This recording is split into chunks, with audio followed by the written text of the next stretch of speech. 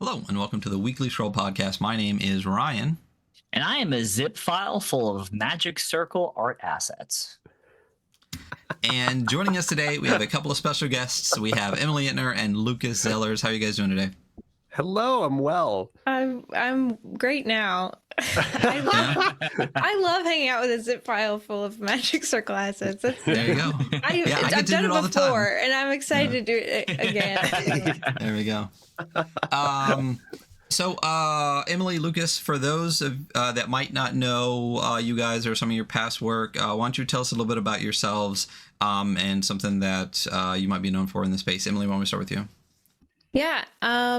Well, Lucas and I together are known as Graphbound Press, and we have been making little games. Last month we did a tiny dragon game also. So, we're firmly in the same zone as before. And I in the TTRPG space mostly do like layout and stuff. And got started with the other half of our team who's not here, the Breitbart Games folks. They and Lucas were the first people to be like, I need a layout person. You do that, right? And I'm like, yeah, I do now. So I did go to school for graphic design, so I had the tools to do that. And then I've gotten into like making some assets and stuff on itch to hopefully help fill in the gaps for creators who need like bits or whatever that they don't have a budget to hire somebody. And yeah, it's been a lot of fun to like meet people and go to cons or like see games with bits of art from that I've made or layout having my name in it. That kind of thing's been starting to grow. It's been pretty cool. Very cool. I think you were the first person at PAX that came up to the booth that was actually looking for us, which was really cool. So, yeah. And Lucas, same question.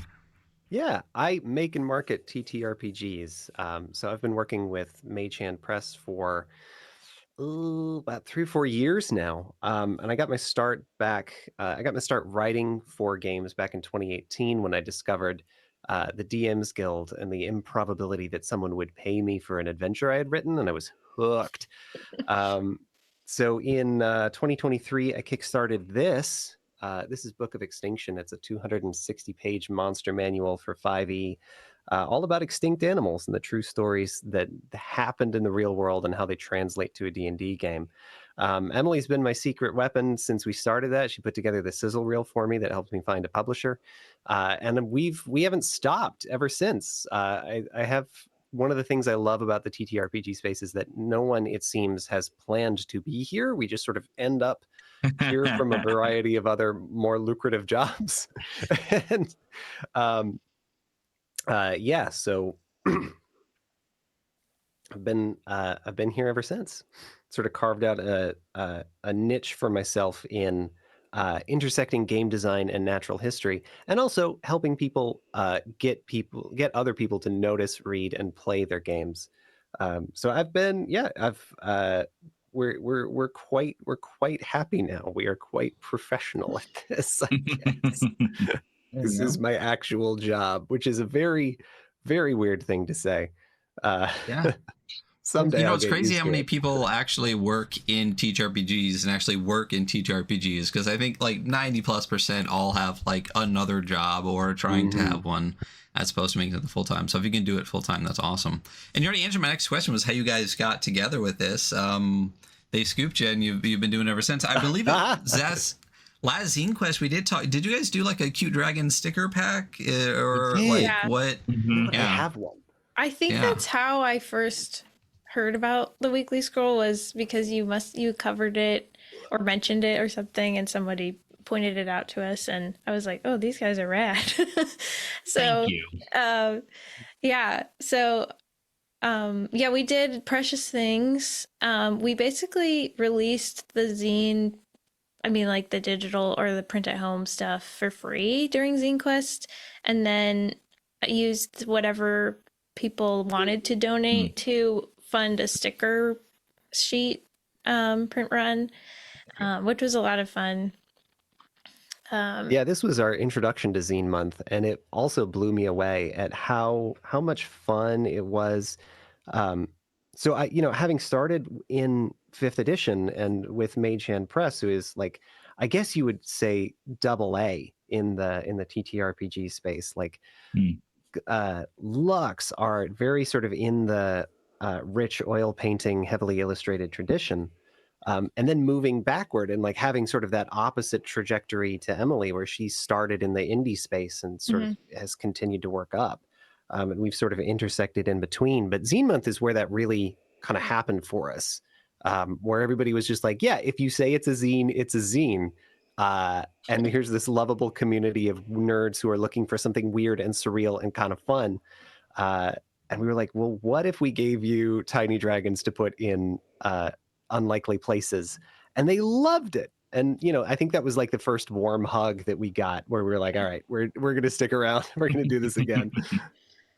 Yeah, I mean, that's one of the reasons that we covered it. I mean, I love itch. I love the various ways that people itch fund things, and to see something that wasn't just like a zine or digital edition, but you were actually funding to have this like sticker sheet was an interesting thing, and that's why we talked about it. And then you've been in our chat frequently since then. I will check. I will check and see odds and ends in our user list as we're doing the show quite frequently.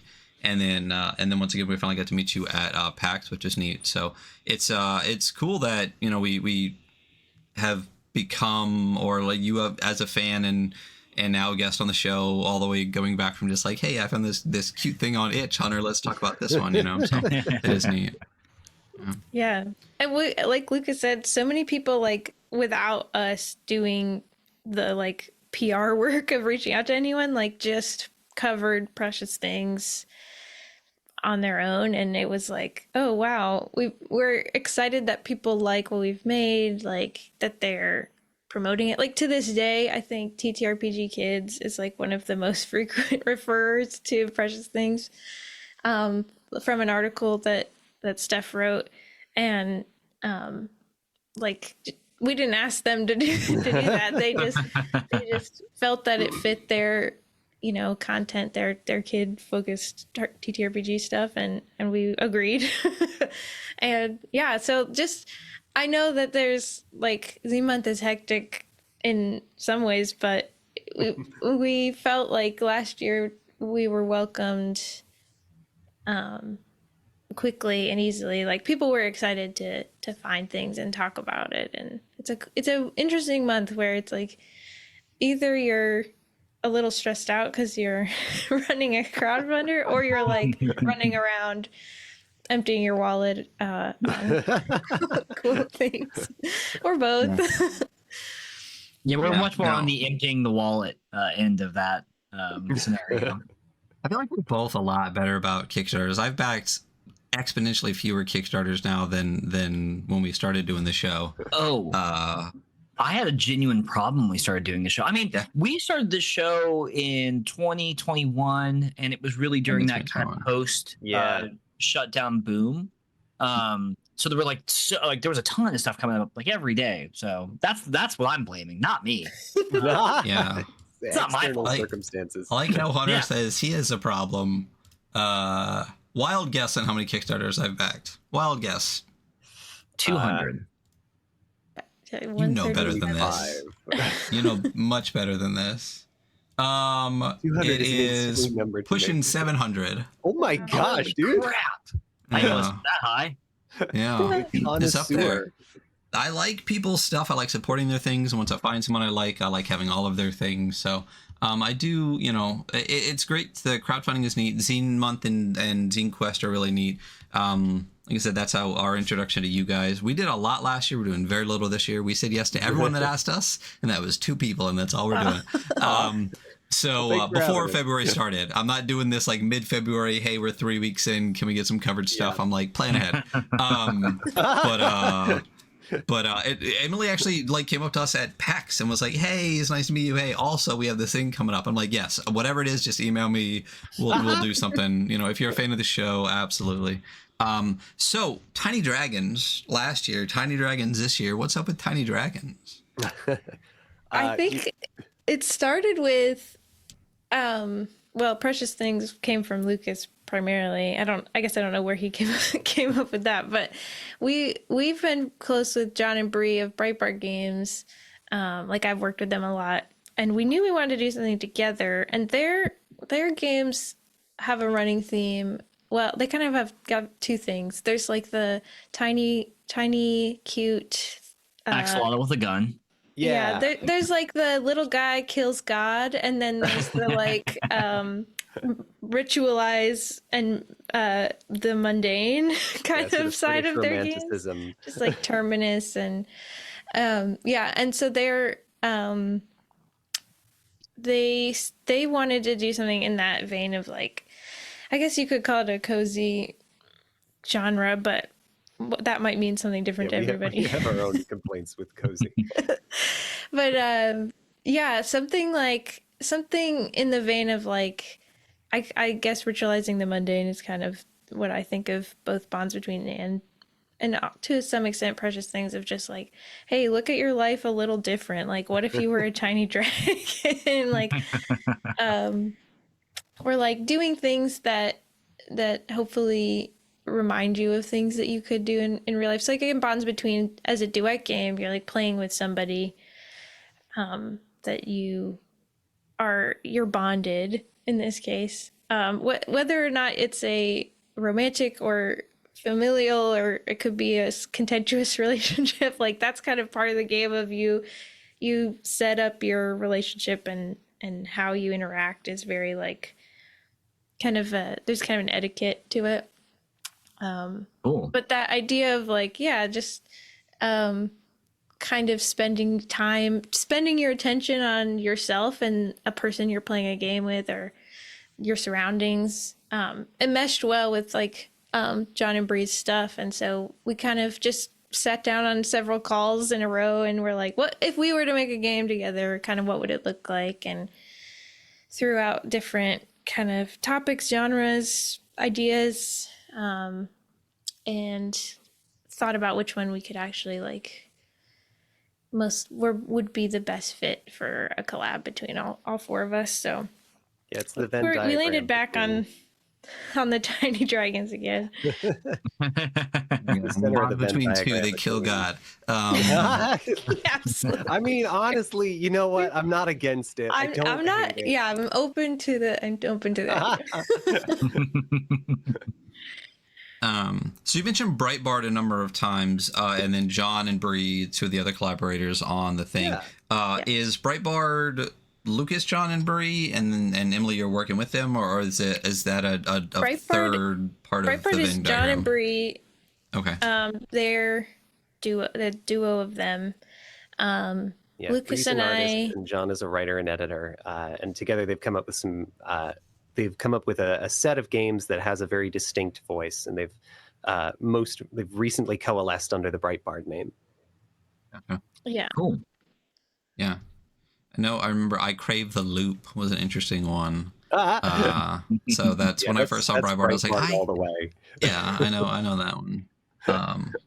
But and then so it's Breitbart plus Lucas plus Emily all coming together to make a duet card game about cute dragons. I guess, and not only that, you have an editor, Will Yobst. We've talked about numerous times on the show. Yeah. we were chuffed. He said yes. Yeah. So Bonds Between. For those that haven't gone to the Kickstarter yet, because they will, you can also download. So you make sure to download the preview that's on the Kickstarter page. But if you like it. Yeah, there you go. What's the pitch? What's the full elevator pitch for Bonds Between and the game that they can get right now on Kickstarter? Yeah, Bonds Between is a duet card-altering TTRPG in which you play dragons in an everyday world who are using their considerable magic to restore a rundown lair. But dragon magic is the magic of things and of places. And for the things that you're playing with, we've chosen a deck of cards to represent it. Not everything is suitable for a dragon's hoard. They're picky. They're connoisseurs of their chosen hoard. So every card, any magical card, has to be altered by you in some way, and that's the core of the gameplay. Is we want you to take a deck of cards and ruin it and make of it a cool new thing that's like very you and very you're bonded and very part of the story and experience. Any altered card can serve as any card of its suit, regardless of its original rank. And to cast magic and restore your lair, you're building sets and runs of cards from a hand that you draw from your deck. So the more altered your deck is, the more magical you are, and the easier it is to cast larger and more complex spells to deal with larger and more complex threats over the course of the year. And after 12 months or 12 spells, you've gone through all 4 seasons, and that's kind of the scope of the game. And you either have healed your lair, healed your domain, or you have changed it in some irrevocable way, and you have to decide how to live with what it is now. So, very cool. Yeah, you mentioned card altering, and you said you're ruining, you're altering the deck. What? And that's a key component of it. What? First of all, why? What made you want to do that? But also, kind of dig into that a little bit more. Like, how does actually altering the cards affect or is affected by the gameplay? Well, I'll let Emily tell you why, and then I'll tell you what we're actually doing. Because yeah, one of the early, like, in discussions, we talked a lot about like keepsake games or like artifacts of play as like a mechanic that we wanted people to engage with. I think that comes from like the artsy side of the 4 of us, that we kind of wanted to encourage a creation event in the playing of the game. So like altering cards it's both like, it's kind of a real commitment to playing the game. It's like, I'm gonna take a deck of cards and make it only usable for this game, potentially. I guess there might be other games out there you could use it for after that, but not certainly a normal deck of cards after that. So it's kind of a committing. It's like, it's making a little bit of a commitment to changing something, which definitely feeds back into the themes of the game of that relationship with the hoard, and like Lucas said, your dragon's magic and stuff. Yeah, so I think, yeah, commitment. And then I like the idea a lot of having something at the end of the game that you've created through play that you have to remember the game by, or to kind of represent that experience that you had. Yeah, and rather than a functional deck of cards, you have a deck of like collage art that was made under certain circumstances for a certain purpose, and they can be as fun and creative as weird as you want them to be, but they're always going to be yours. Yeah, Very cool. Yeah. It is neat to have an artifact in TTRPG play. Artifacts are always fun to have. So yeah, I'm a big fan of like encouraging people to just try making something. Like, they don't have to pass a certain bar to do that. And I think like collages and even just destruction potentially is one of those things that it's like, you can do this. Like, if you accept that whatever you do is a success, like, then you kind of get the hang of it. There is a certain transgressive joy to what we've suggested you do, which is to just take a pair of scissors to a deck of cards. Like, it's not, you're allowed. Yeah. Yeah, I'm reading the altering the card list. I did look over it previously, but yeah, it's literally just like punch a hole in it, cut the corners off, mail the card. It's unusable for the ritual till it arrives. Like, there's some really like fun and interesting things. I love the like the past, just like the kind of in theater of the mind playing the game. This actual like the artifact thing that you play with, and there's an end product to that. Was the deck of cards kind of the original? Was that y'all's first idea that you just went with, or were you looking for something to like create an artifact with?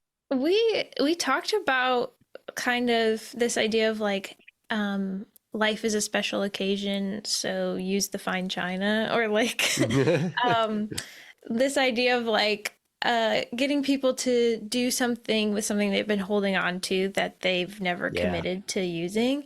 And so we were gonna do that with like stickers, or like, you know, something that you've had, that just anything that people might collect, but that they wouldn't be, it wouldn't be like something they're using regularly. Which like for my grandma would be the fine china, but for for most people, maybe not. But then it was a big ask. Like that's a big ask to tell people like to do that for the whole game maybe. And so we kind of reeled it back to representing real objects with the deck of cards. And that was like, it's also less of a financial totally ask to people. Like it's a little more accessible. There was really nothing else, I think, that was perfect for that exact function. Like cards are transitory. We have a very, I'm obsessed with cards, playing cards, especially in the unique magic and history and mathematics that they have. I think they're an intrinsically magical thing, but they're also ephemeral and unnoticed and transitory and easy to acquire and throw away and forget and discover.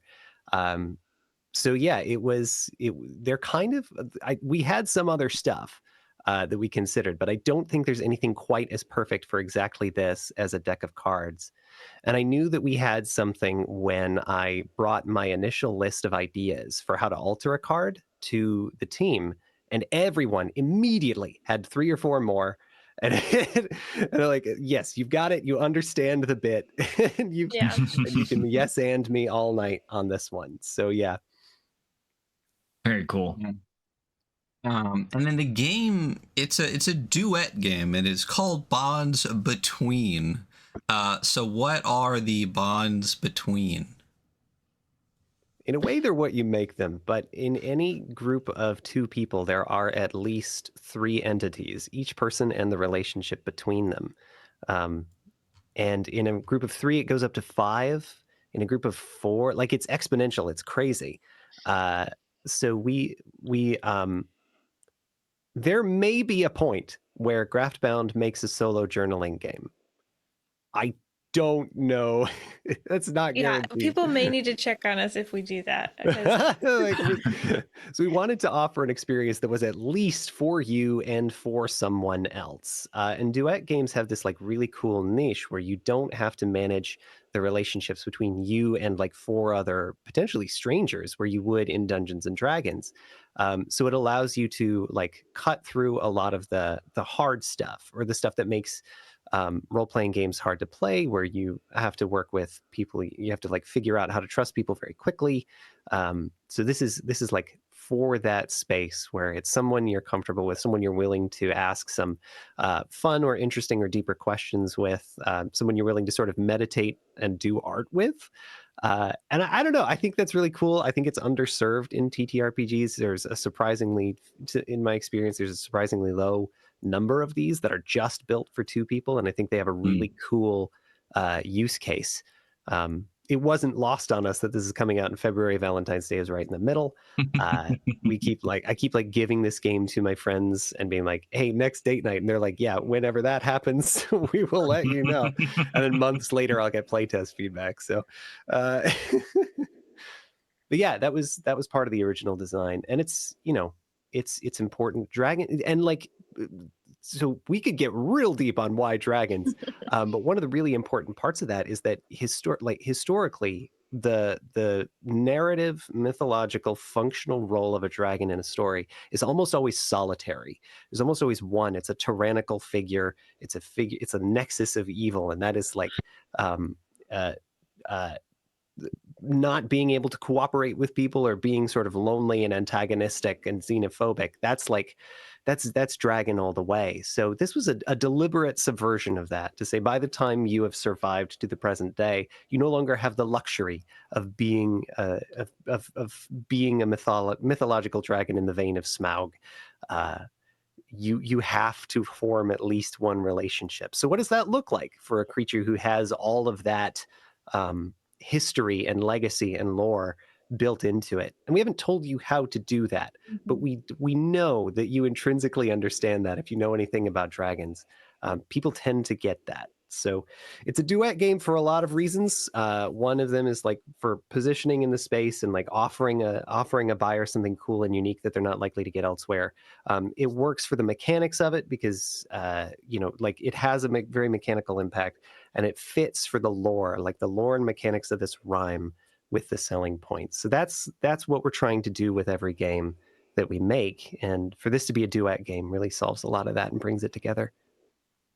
Very cool. Yeah, I've talked to we at one point on the show here, either on the show or with our sister brand, the Adventure Archive. I was talking about doing like duet streams, and I was like, let me look through my massive collection and find all my duet games, and there was a stack like this big. Oh man! So I can see your bookshelf. That's crazy. Yeah, there's not a whole lot of duet. See all of them though. So no, I would say half of them are in my living room right now. But it is crazy how few duet games. A ton of solo games. I mean, everything post-pandemic. There's a million solo games, but duet games are still few and far between. So it is really neat to see something that does take a lot of things and kind of take them in a different direction, from the cards to the duet game to the dragons and everything. But you said you could get deep on dragons. Why don't we you don't have to go Mariana's Trench, but dragons last year, dragons this year. Why dragon? Okay. This is not. It is no accident that this happened after Book of Extinction. I felt like I was going crazy when I wrote this because I had to. I wanted to write a book just about modern day or like near history extinctions, because we are living in a time when that is happening far faster than maybe it ever has, and most of it's human caused. Like I had a point to make, and then people were like, "But what about like the saber-toothed tiger, though?" And I was like, "Fine, we'll put the direwolf in the book." And what I discovered was that there is a direct line between like fantasy literature as it exists now and as it's celebrated by Dungeons and Dragons, all the way back to the last Ice Age, when everything was taller, larger, bigger, and woollier than it ever has been in any sort of modern understanding. And I think, like, quite literally, dragon mythology and lore is built on that historical record. So then to imagine where dragons are, like we're one of the last megafauna. We're one of the very few creatures on the planet that is over 100 pounds in its adult stage. So like we're already dragons by comparison to the rest of the world. But to understand how, like to function in a modern ecosystem, like I'm already off the rails here, but to function in a modern ecosystem, you have to figure out how to be small. The word is neotenic, younger, sort of more juvenilized than maybe it would have been in the past. And again, like dragons are a locus for this. There's no creature more, like they're the apex predators of entire continents. They're the biggest thing in the monster manual, and that is like what they are. So to do a game about tiny dragons is to deliberately ask you to sort of reimagine every part of your fantasy in like a very fundamental way, and figure out what that would like, ask you to sort of look forward to what kind of stories does the world we live in produce on its own. So to my mind, I'm not interested in mountain cracking dragons anymore. We've done that. I know where that comes from, and I know what that makes. I'm far more interested in like a 4-inch dragon who lives in your house and has to sort of interact with a human-centric ecosystem. Like, what is that? And that to me is the real magic of a dragon that's tiny. Yeah. So Dragons are interesting because we all understand them. All of us fantasy nerds, right? We, it, for some reason, this immediately made me think of Mouse Ritter and how I explain Mouse Ritter to people. Because when you think of dragon, like there's a dragon in like the introduction adventure for D&D 5e, and it's like you're level 1 adventurers and you're gonna fight a dragon. Like you would fucking die, right? But like, you know, so there's no fear left in dragons. I mean, we've seen them all a million times. And in Mouse Ritter, the way that I describe it to people is like, you can even say like, oh, you're not really afraid of dragons. St. George fought the dragon and everything. But imagine a mouse fighting a cat. And they're like, no, absolutely no chance whatsoever. And it's like, well, that's the dragons of the mice world. And that brings the fear back. So it's really interesting to think to take the concept of dragons and to, you know, like you said, kind of subvert them into a different thing or look at them from a completely different lens. And thinking of them as like tiny little cute little dragons is one way to do so. And like Lucas said, like we're asking you to play as dragons, so like whereas a typical dragon would be the thing to be defeated or the monster to negotiate with or whatever, like sort of considering yourself as a creature who like carries with it that history of like being the apex but now has to like kind of coexist with other dragons and potentially other types of creatures in the area. Like it's a perspective shift on like kind of, I think Lucas and I, if you can't tell, like to think deeply about concepts and themes.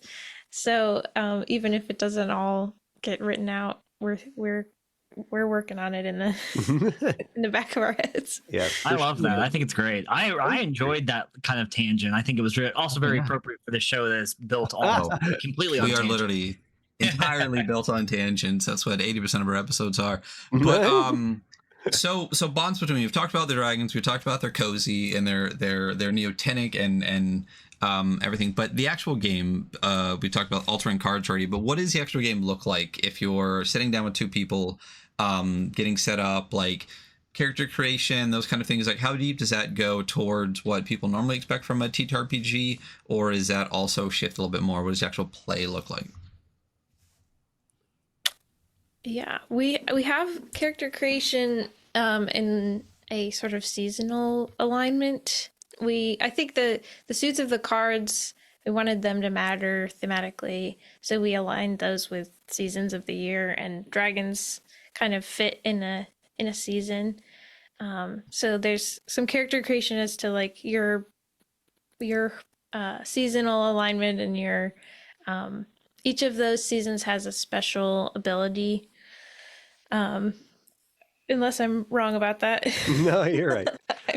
When we one of the other things that let us do is access that sort of ancestral memory of dragons. So I can, like, everyone has an idea of what a dragon is, and usually it's slightly different from the person next to them.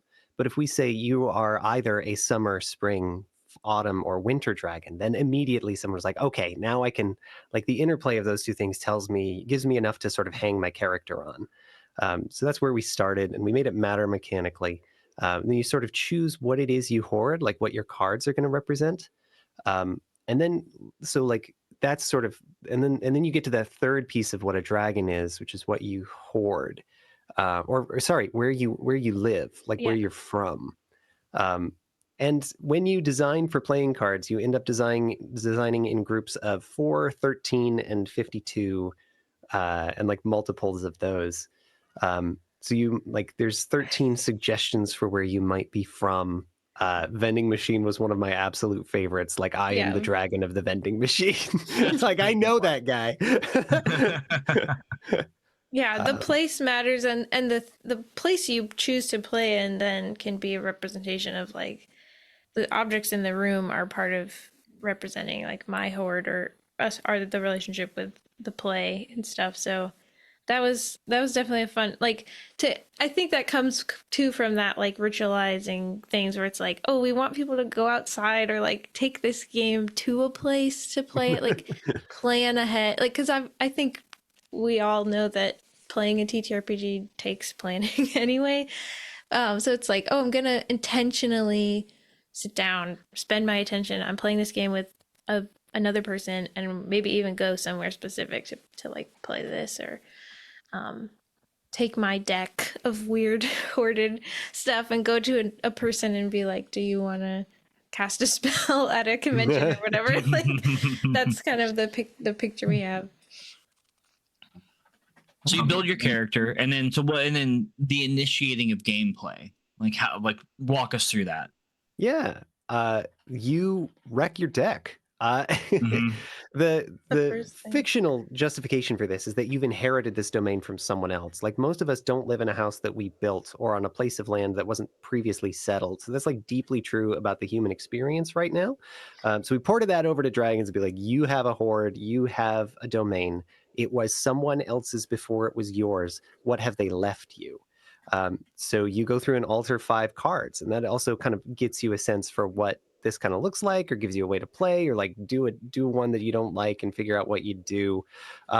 John and Bree and Emily sat down when we launched the Kickstarter to do a stream where they did just that, and like I was blown away by what came out of that.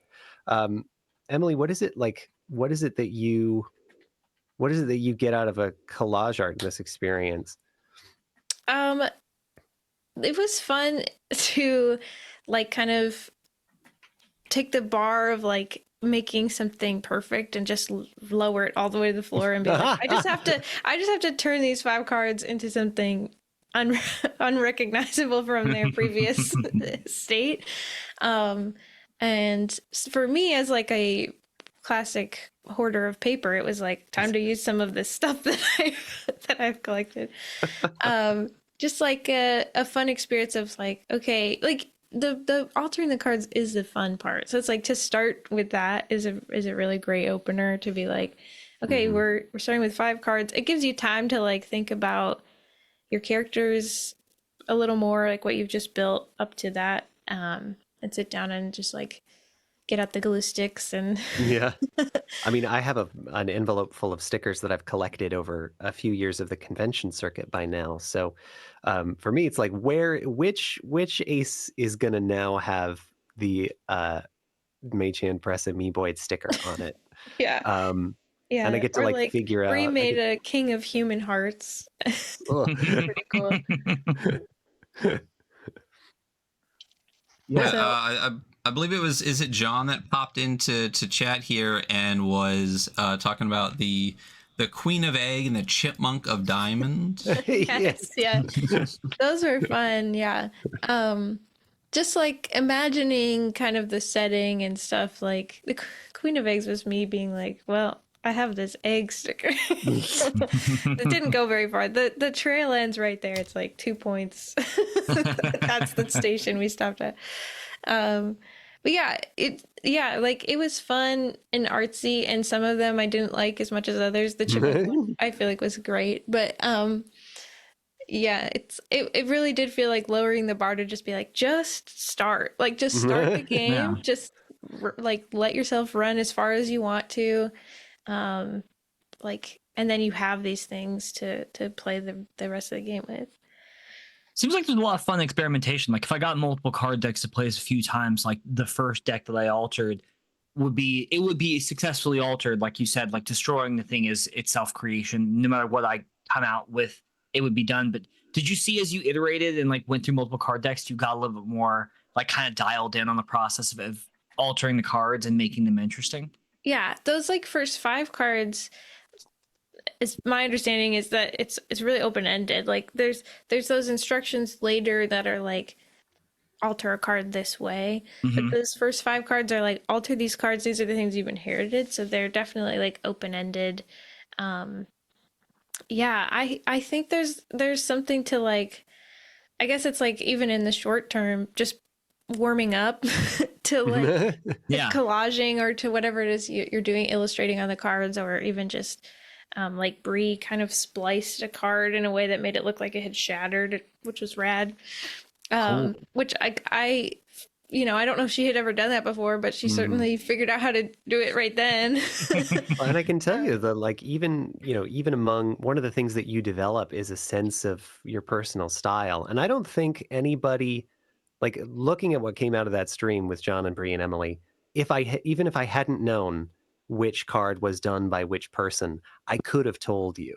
And that's the other super fun thing about it, is that like you will be able to, I don't know that this is true, but I'll stake my reputation on it. You will be able to spot your own card in the deck. Be like, for sure. And other people get to sort of see you in this funhouse mirror of what happens when you're left alone with scissors and a glue stick and no responsibilities. Yeah.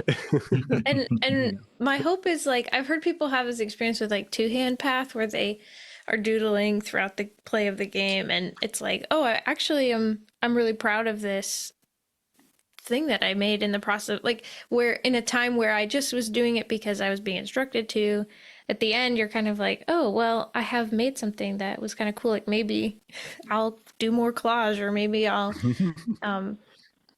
just, I don't know. I think as an artist, it's so common for somebody to be like, I can't draw a stick figure. And it's like, oh my gosh, did you try? Like, have you ever gotten out like any tools and just like given it a shot? Because like, yeah, I definitely missed that. I was listening to another the Dice Exploder podcast, and they talked a lot about, like, on this episode about two-hand path and like just how kids like make art because it's fun. And it's like, you can do that. Like, just take all the like judgment out of your mind and just do it.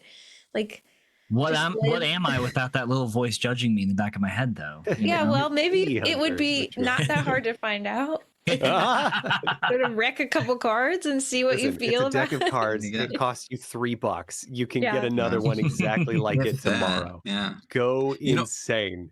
I do really like the low bar to just like getting started on that, because I think a lot of people's I'm gonna complain. I'm not gonna call it a valid complaint. With a lot of games, is just getting going, just getting started, and actually going up. And it's not. This game seems very easy to just like, do the 5 cards, do a little bit of the generation stuff, and then you're in the game and going, and it's really nice.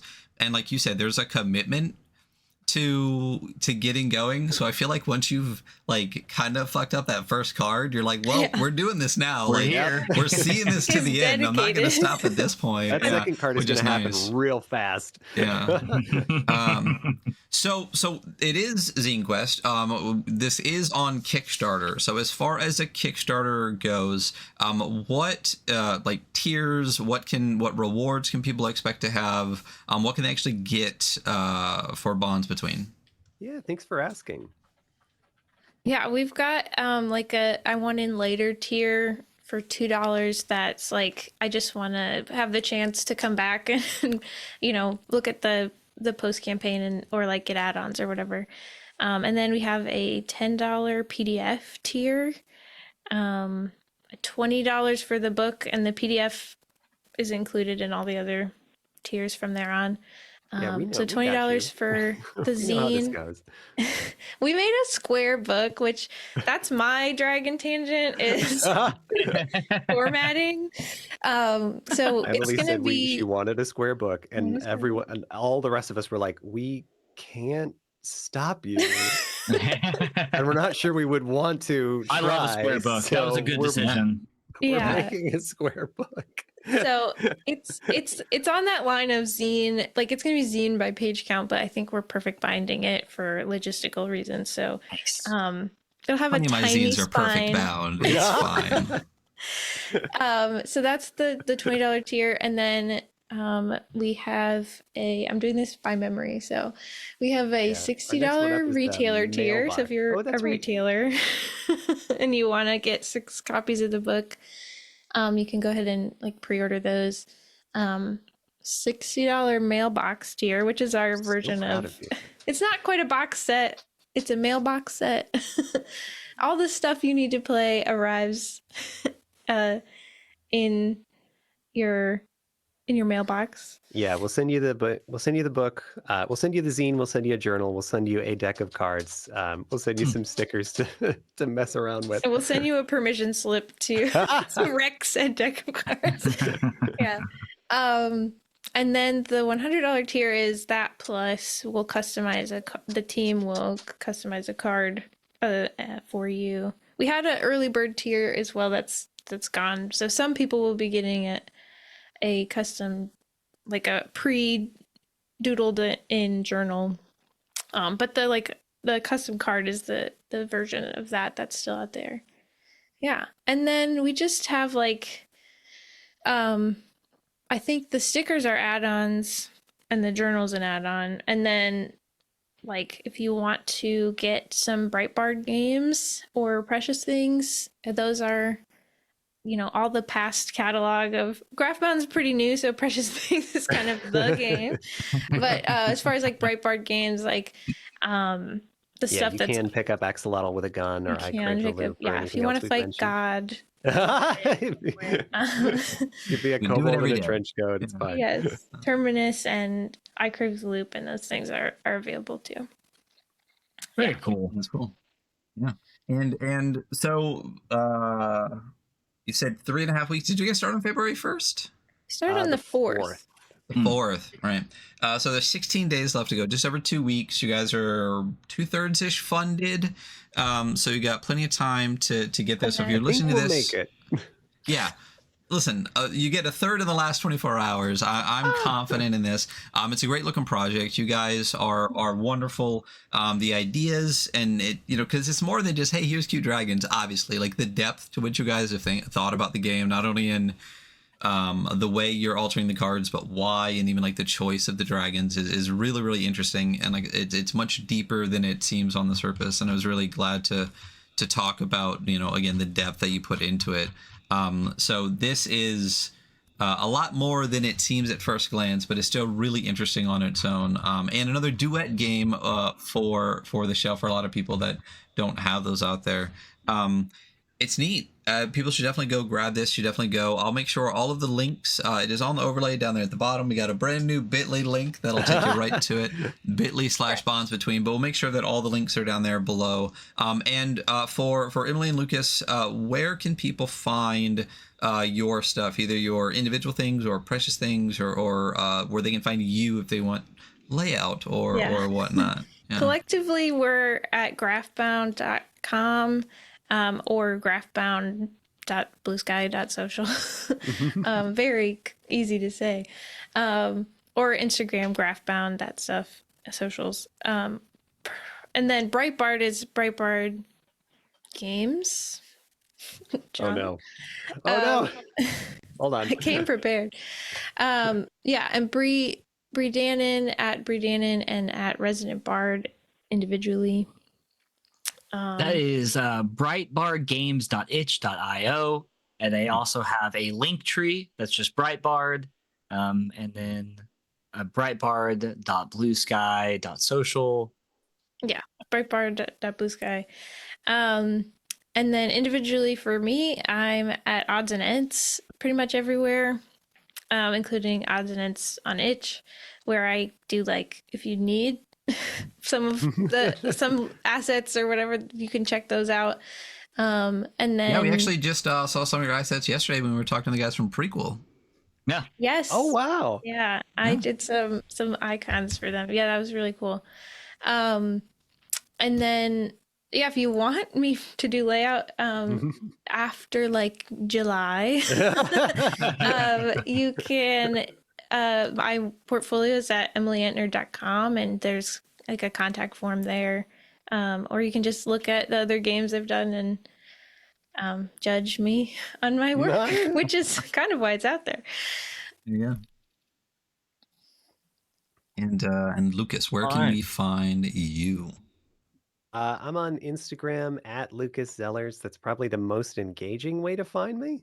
I'm trying desperately to make Blue Sky the new TTRPG Twitter, so I'm going to be having a lot more conversations out there. But like for the ritzy glitzy stuff about like what, for example, Baldur's Gate might have missed about Dragonborn ecology, and some ill-advised adventures in miniature painting, you can find me on Instagram.